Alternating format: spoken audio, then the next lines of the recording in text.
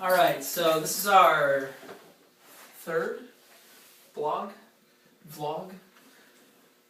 We've been doing a couple different things, experimenting with better audio quality, and we're not so good at that. No. So this is what you get. Hi. Just kind of ask each other questions back and forth because it's, I don't know, we're kind of awkward at life. So these sort of things are kind of double that. So, what's your favorite albums of? No, actually, that's here. I'll ask you. You. I'm one of those shitty chips. Yeah, here you go. You want some Take pretzels? the edge off. Here. You okay to drive? Yeah. You gonna make it? Okay, what's a band that you love, but you fucking despise the singer? And it's a band that, again, that you love the music, but you despise the singer. Melvins. You're an idiot. I don't like Buzz as a singer. I love the Melvins. I think they're one of my favorite bands ever. They're highly influential. I love nearly every band that they've influenced. But his vocals are hysterical to me. Yeah, but I respect that. I can still tolerate the Melvins, and what makes it tolerable is he fits the music, and that's all I demand of a singer. It's okay to sound a little odd, a little different, as long as it fits. And Buzz's weird, terrible vocals fit the music really well, and it gives the band a unique character. But I just don't particularly care for his vocals. Okay, fair enough. What's your favorite albums of 2013? They came out in 2013? I'd say of this year, probably the new Queen's record. Queens of the Stone Age. Just because... It's a great album. It's a good album. It's a really, really good album. I don't mean it sound like I'm downplaying it or something.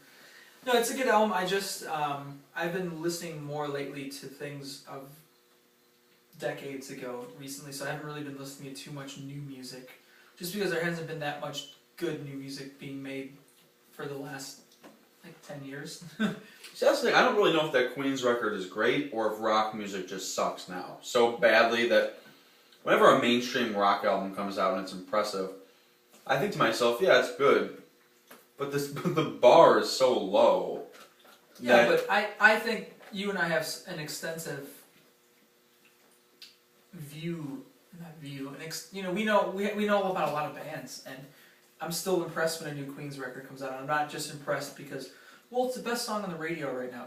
It's still pretty fucking good music, overall, over a lot of bands that I know and like, and it's a lot of the ideas. It's the same reason why I was saying how I dislike the new Nine Inch Nails album, because when I listen to interviews and read up about the new Queen's album, I read up about how Josh was didn't really want to do music and felt that no one really gave a shit about Queens anymore, and is this music even that good? And Trent Reznor personally actually was telling him no, this is good, you've always inspired me, and I don't know what words he was actually saying, and I just saw a recent interview with Josh where they thought, hey, this, Queens has been going up and up and up with attention, and Josh was like, yeah, well, in the inside it felt like the opposite. It felt like the band itself was corroding, and so it's cool to hear that and then hear the songs and go, wow, you get more of a personality out of it, and the music's good too. So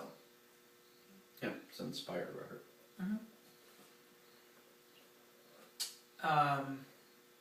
Who's your favorite drummer live? John Longstruth from Origin. Origin's an ultra technical death metal band. He also played a band called Angel Corpse. The Origin's really, really cool on record. They're impressive. You listen to it and you're like, man, that drummer fucking wails. That's some intricate shit. He's the only drummer I've seen where when he plays live there's a crowd around him. Where people are literally telling the singer and the guitar player to get out of the way. People are huddled around this kid.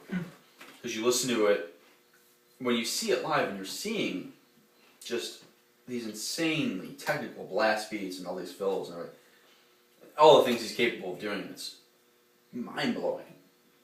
It's really something to see. Gene Hoglan, same way, from he played in Death, he played in Dark Angel and Strapping Young Lad.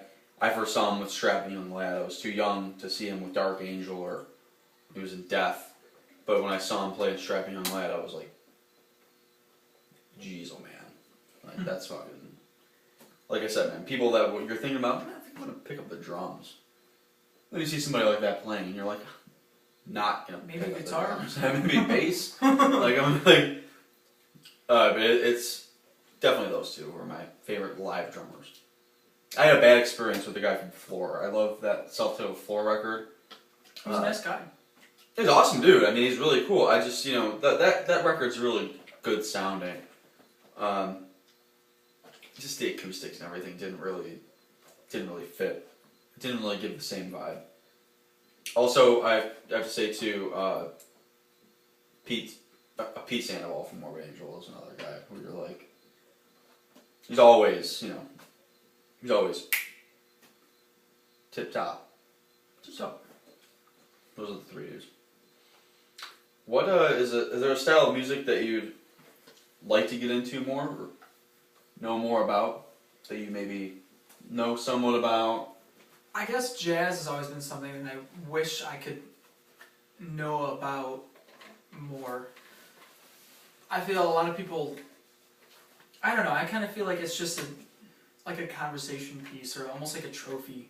Like, how many jazz bands can you name? Go! And I'm like... It's so intellectualized, I can see how you think that. Yeah, thanks. No, I can see why a dumbass like you... It's almost like a pissing contest, where it's like... That's what it seems like, but I mean, I understand, I do like some jazz. Maybe if I listened to it more, I'd like more, but it never really gave me that, like, shiny appeal to, like, dive into more, but... I can understand why. But I guess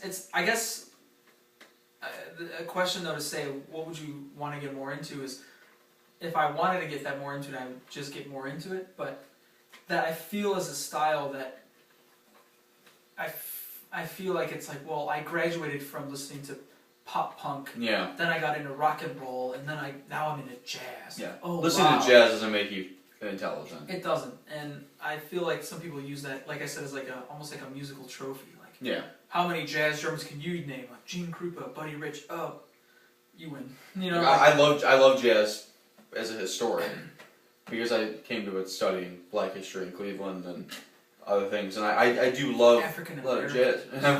But I do enjoy it, but I understand what you mean, like where it's kind of how I feel about classical music. Like a lot of people in college were like, well, I mean, it's Wagner. You're like... You need to listen to Wagner if you like heavy metal. And I'm like, no, I don't need to listen to Wagner. I need to listen to fucking Dark Throne. That's what I need to fucking like, like, it's like a thing where it's like, I don't like classical music. I don't enjoy listening to it. I actually do a lot. Like, and I think that's, maybe, I'm surprised with, you have so many friends who like all these crazy subgenres of metal, like, and hardcore, that I'm surprised you've never been like, oh, check out and see what this power violence thing is all about, Is that how you check out a new band? You just I wait. You just swim. I swim. I'm in the power violence rapid. Yeah. Who's your favorite dissonant sounding band? A band that, for whatever reason, when you heard it, you just thought, "Is that right? Is this finished? Are the drums supposed to be played like that, or the guitars like?" When I very first heard Sonic Youth, I just thought, like, didn't anybody tell the guitar player to tune or turn down? Yeah. But then obviously that grew on you. Like, who's your favorite dissonant sounding band? I'd say it's been Kanate. They're a doom metal noise kind of hybrid band. Releasing out on Southern Lord. Woods and I were really into Kanate for a long time. It's literally the soundtrack to somebody putting a shotgun in their mouth and pulling the trigger. It's the most isolating, negative, sounding band I've ever heard in my life. It creates such an aesthetic and mood, captures that fucking lonely, hopeless vibe so well, and it's ugly, but you come out of it, it's really an enjoyable listen. I'd say them. Also, I like I like Bastard Noise, that kind of stuff too. It's an offshoot of Man as the Bastard. It's really ultra noise stuff, but theirs is much more listenable. Kanate was really hard. I mean, DNA too, an old no wave band. When I first heard them, I was like, it's not supposed to. I don't think music is supposed to sound like that. Like I think DNA is still one of those bands too, where I listen to it and I'm just like, man, that's so fucking cool. Like I'm surprised that style isn't retro, actually. The no wave thing. I'm sure it is to somebody. I mean, I'm surprised more aren't newer bands really doing that. Especially with like electronics now, how it is music. I mean, DNA in 1978, there wasn't really much to use. Now you could fucking really make some ugly shit, But I have to know what your beef with Dave Grohl is. He's my man. I like Dave Grohl. This question. Because when I hear you talk about musicians, I think of him. Like people you respect in a lot of artists. And you don't. You're not a Dave Grohl fan. Piece of pretzel stuck in my tooth. I can't get out. I was about to call him a piece of shit. I was about to be like, he's a man. No. I don't know. I just always felt I've had these. I feel like there isn't somebody that, except Woods. Woods isn't really like Dave Grohl either. I feel like he does things to kind of say he did them. I did like a lot of his first like era of musicians. It seemed like he was genuinely in it to have fun and whatever, but I feel like this mentality of like this long hair, and his hair, he's like, I don't know, just like my friends, like we would just like listen to a lot of punk rock and like just like jam. It was like sweet. Like, yeah, while you're doing that, I'll be at work all fucking day. Like, here on planet Earth, I can't just jam and have fun. Like, right. I can't jam with fucking Paul McCartney just because he was just like hanging out in the area. I just invited him over. We had a couple drinks and just hung out and like jammed. Like, yeah. Cool, dude. I wish I could live like that, but I work for like pretty much no money to afford gas to get to work the next fucking day. Like, I'm glad you can jam with all the fucking... Maybe it is just jealousy, but it just... I don't know, it never really... Do you think he's a good drummer? I think he's an okay drummer. Really? He's never done anything groundbreaking. He's never, like, played a drum beat. He doesn't have a style at all. I see what you're saying, yeah. Like, I finally got that piece. I've always liked the way he plays, not what he's playing. He's one of my favorite drummers to see live. Like, he's one of my... When I see him play, I'm like... That is how he fucking plays. I've never seen him play drums live. That's all. I have, and I even mean just in videos. When you see him play, I'm with like Queens. You saw him with Queens. Yeah, even when I'm saying like, even when he's just like playing drums, just in like on a YouTube video, I'm like, that's how you fucking play. I hate seeing drummers where they're like, ooh, I don't wanna play the shit out of your fucking drums. He does play. He does play hard, and that's awesome. Like that, I love that in him. I just feel. He's never done anything groundbreaking, but it's still kind of badass what he's doing. Mm-hmm. You know what I mean? Like, when someone tells a fart joke, you're not like, oh my god, how'd you think of that? But you're still like laughing. He's had a very stellar career doing pretty slightly above average stuff. I don't know. And then I fucking hate the Foo Fighters. I think they're terrible. I think they're boring, and it pisses me off when people, like with the Them Crooked Vultures, when they were forming, and people were like, they're saying, oh, Josh Homme of Queens of the Stone Age, John Paul Jones of Led Zeppelin, and Dave Grohl of Foo Fighters. Like, no, of Nirvana, like of Foo Fighters. Why? No, I mean, here's the thing. Oh, but they've been around for so long. I would rather. Who cares? I would rather they Dave can't be around because he has that Nirvana money still fucking. I would rather Dave. Well, I mean, Courtney has lion's share of that Nirvana money, unfortunately. But that's I would rather Dave Grohl be known for the Foo Fighters than for Nirvana, solely because Nirvana was Kurt's project. He wrote those songs. Dave Grohl wrote one riff in that band's history. What was it? It was Very Ape, actually. So. I hate that song. No, I'm just kidding. It's Very Ape or Milk It. I think it actually might have been Milk It. I thought it was Milk It, because Milk I remember It, on the... It is Milk It. It's on the box set of In Utero, there was them, like, he's, like, coaching them through it. Yeah. I remember hearing that. And Kurt actually said it was like a jock riff. But Foo Fighters, that's his songwriting, and the Foo Fighters wrote good songs. But they didn't write bad songs. I don't hear the Foo Fighters and I'm like, turn it off. But I don't hear the Foo Fighters and I don't think like fucking Emmys and Oscars. Oh, and no, like, no. Oh my god, this is. I think the Foo Fighters were a band who stood out during an era when rock music was at its lowest point. You know, in a sea full of shit, something that has a sparkle on it's gonna look pretty fucking pretty. You know. Yeah. But I think those are decent songs.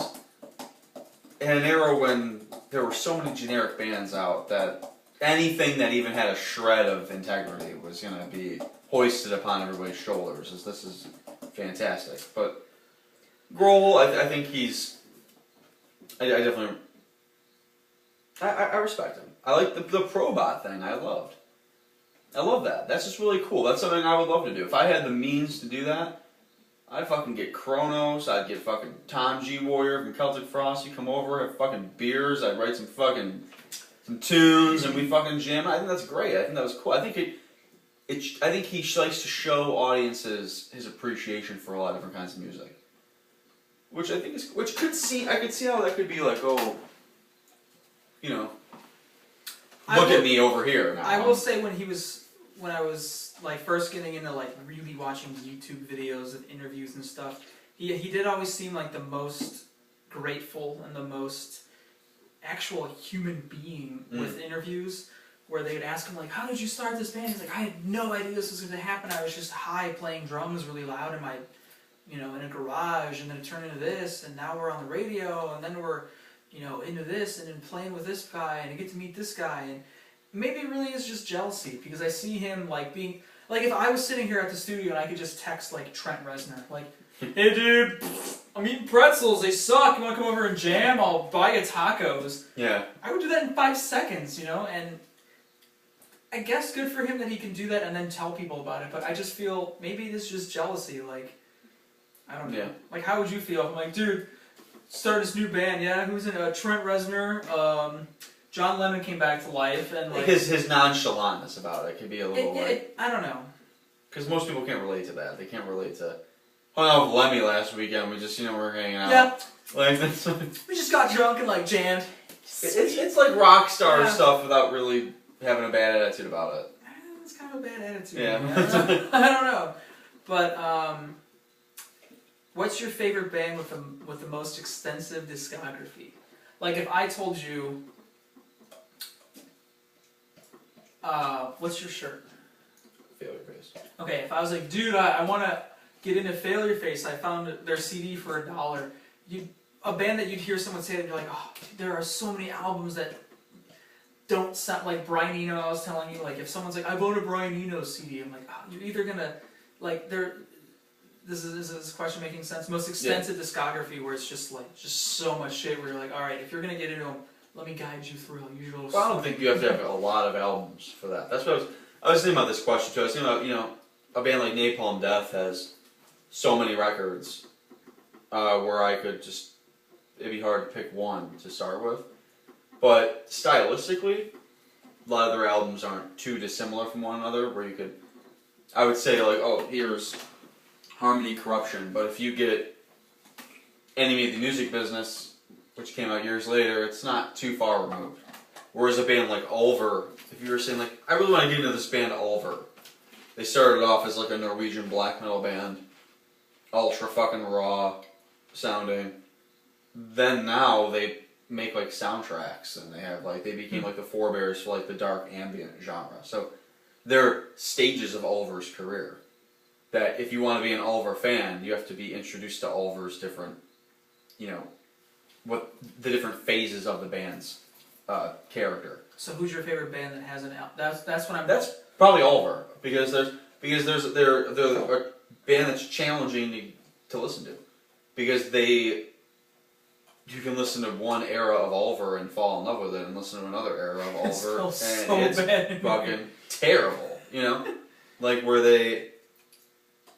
So, I would say them, or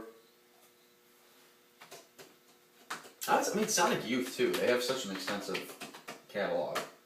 I'd agree. So many records that it's hard to tell. I mean, I would tell somebody start with, Daydream Nation That's a fair bet. or Goo.